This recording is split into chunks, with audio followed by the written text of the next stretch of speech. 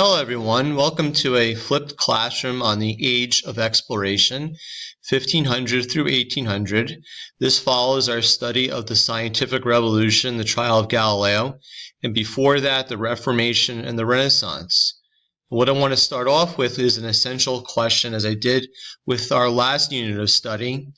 And for the age of exploration, the essential question is, what are the causes and effects of political, economic, and social expansion? We need to keep that in mind as we study information on the age of exploration, as well as other topics that we'll come across with this new unit of study.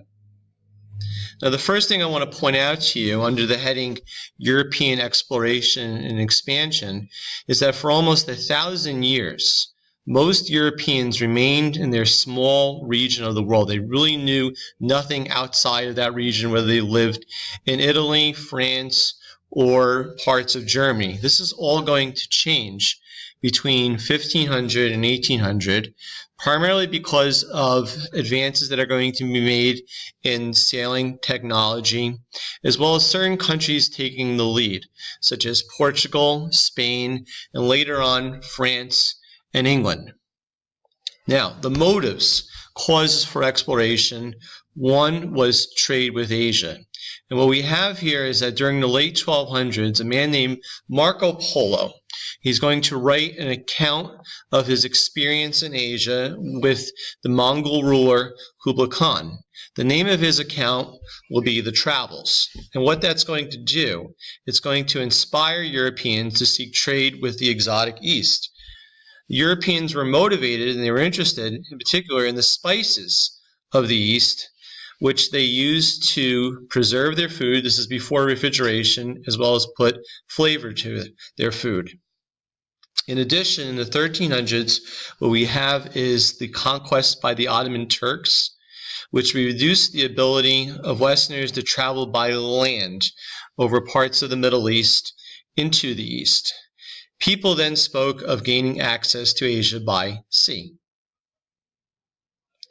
Another motive was religious zeal. Many Europeans, one person in particular, Hernan Cortez, who was a Spanish conqueror or conquistador, believed that they had a duty or responsibility to spread Catholicism or Christianity, Catholicism being a form of Christianity, to foreign lands.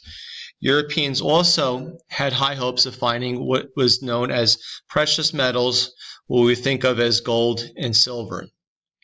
And another motive of the Europeans was a spirit of adventure, finding or obtaining glory and discovering distant lands.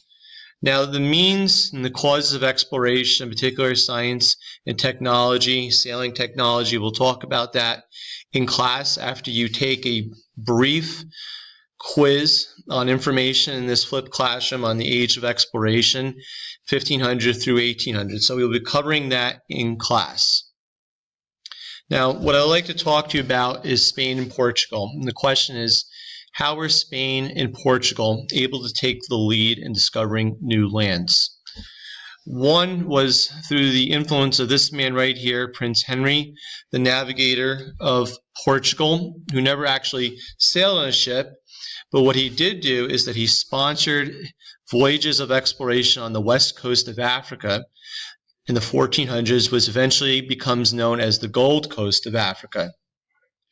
What we also have is the introduction of the caravel, which we're going to talk more about in class, guns on ship, cannery, and new navigational tools which had existed but were improved upon, one being the astrolabe. Now, what's going to happen with Spain and Portugal is that they're going to fear that each other are taking over their lands, the lands that they're discovering in different parts. And this is where the Pope is going to get involved. And there's going to be a treaty that is going to be signed between Spain and Portugal, known as the Treaty of Tordesillas in 1494.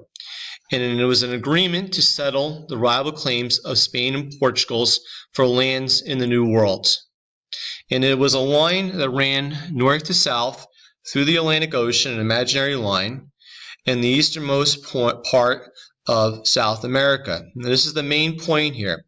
All lands east of the line would belong to Portugal, and lands west of the line would go to Spain. So that was the agreement with the Treaty of Tordesillas.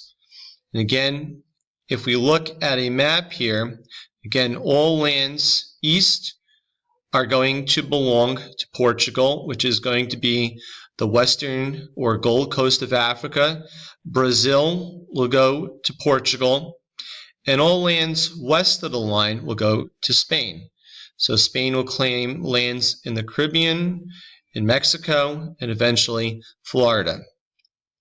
So this is information that I would like you to keep in mind for this flipped classroom on the age of exploration, 1500 through 1800. Again, when you come into class, you're going to have a brief quiz on information in this flipped classroom. If you have any questions or concerns about this information, or if you don't understand any of it, please come and see me before the quiz. Thank you.